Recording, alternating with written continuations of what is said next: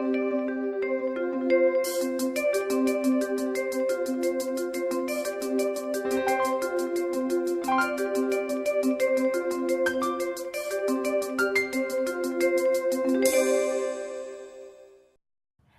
and welcome to Strictly Salina. I'm your host, Marnie Maddock. Strictly Salina is a program that highlights nonprofit organizations in our area and events that they may be having. If you would like to be on Strictly Salina, I encourage you to give us a call at Community Access. You can reach us at 823-2500. That's 823-2500.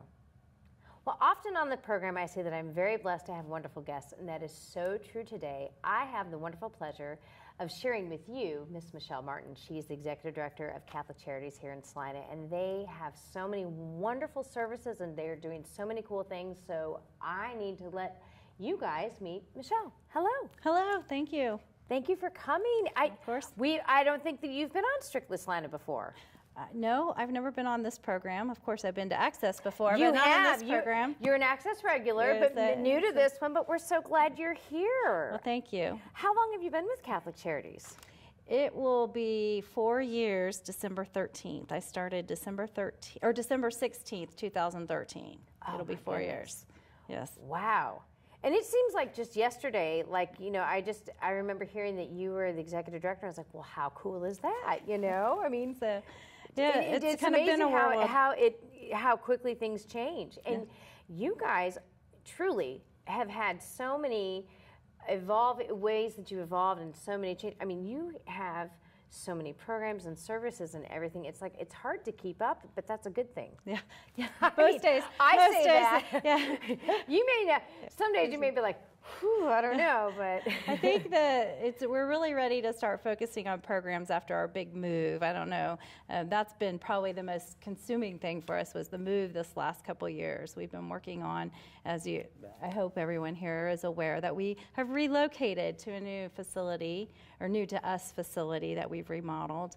And it was time consuming. It was about a 2-year project. It's still a little bit ongoing, but we were so blessed a couple of years ago when a anonymous donor came forward and wanted to help us make this move, because it was time. The old building with the bats and the duct tape and the paneling and the no windows and the leaks and everything. It was time to make a change, and so we're just thrilled.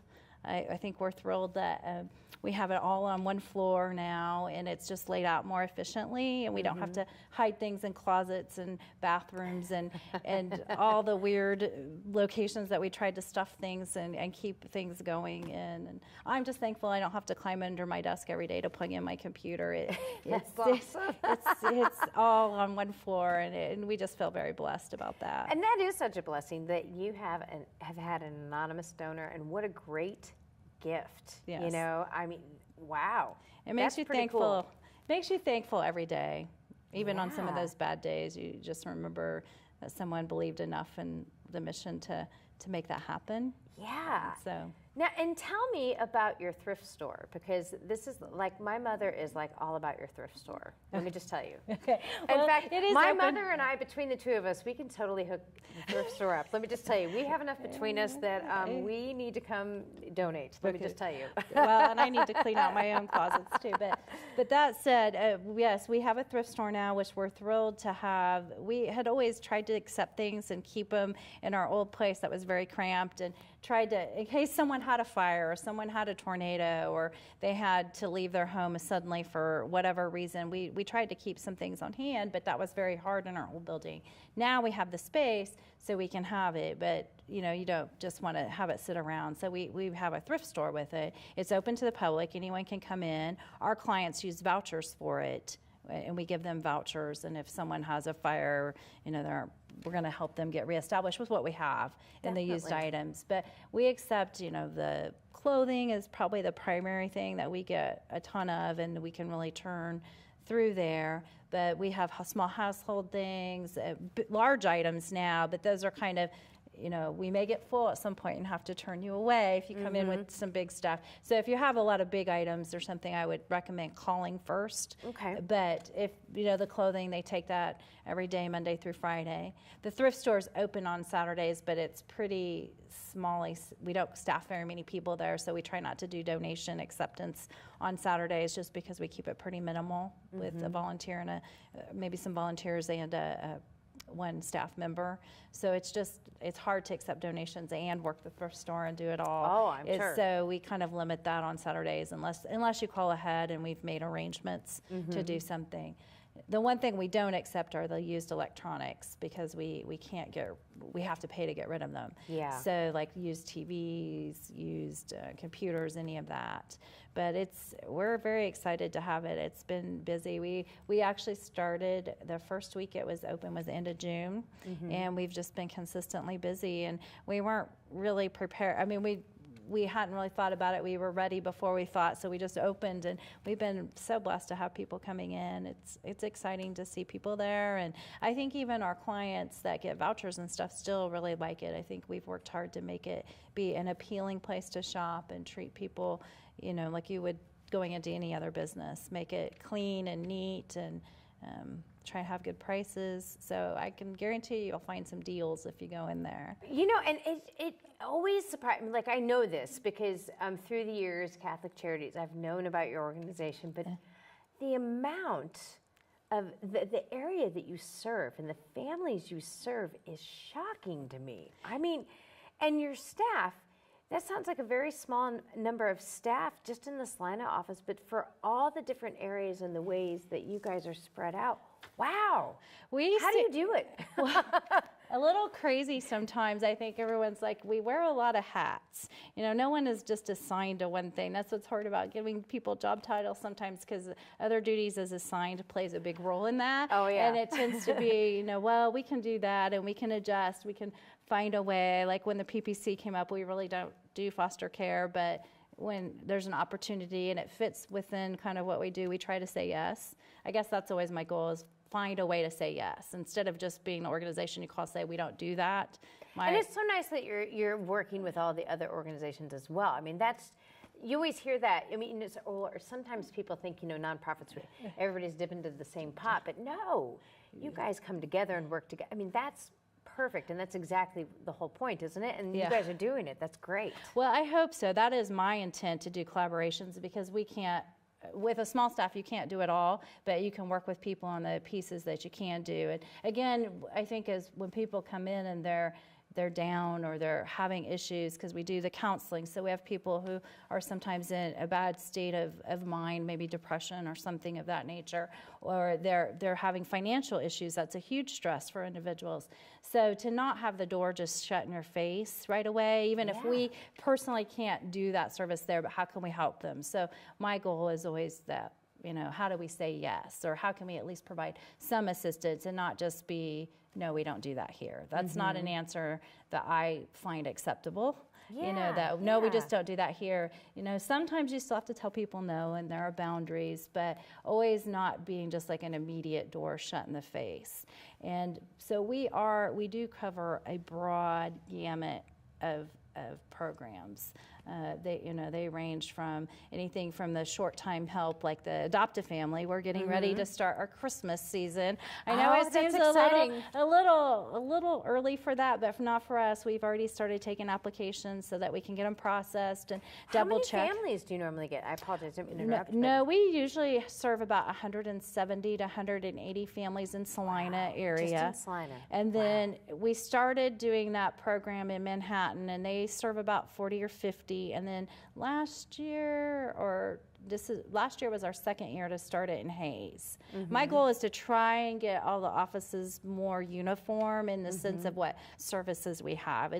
I found that's kind of an impossibility, but the goal is to be more alike. And so we started also then adding Hayes into there with all the families in both areas. We were like 254 families last year that's family households with the 3 offices. And tell me, just for viewers who might just be watching, if they're curious, like, for example, adopt a family, like the process, and I probably, before we even do, See, I'm just asking you like 5 questions in one. Okay, that's fine. Great, that's fine. is it? Yeah, that's okay. But as far as adopt a family, like the process, like if somebody is watching and is interested and says, hey, I want to do this, what steps do they need to take to get involved, to help? To help on that side, you can just call our offices, go on our website, call 825-0208, and that will get you to Emelina as the main person. Emelina or Kara, they're the ones that can hook you up. Or on our website, we have a form that you can fill out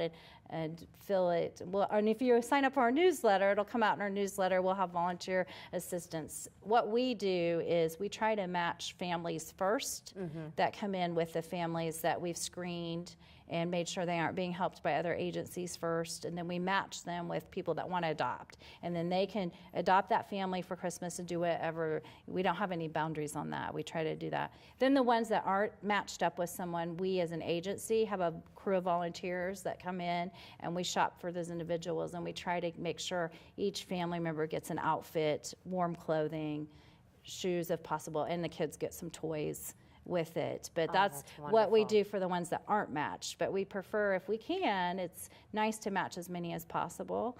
But then we take that crew of volunteers and they'll start working on that. Our goal is the shoppers always want to have everything matched up before Black Friday because we have a lot of Black Friday bargain hunters. So we try to have the families matched up, and we have people that assign shoppers on what we need to go out, how many coats we need, how many shoes we need.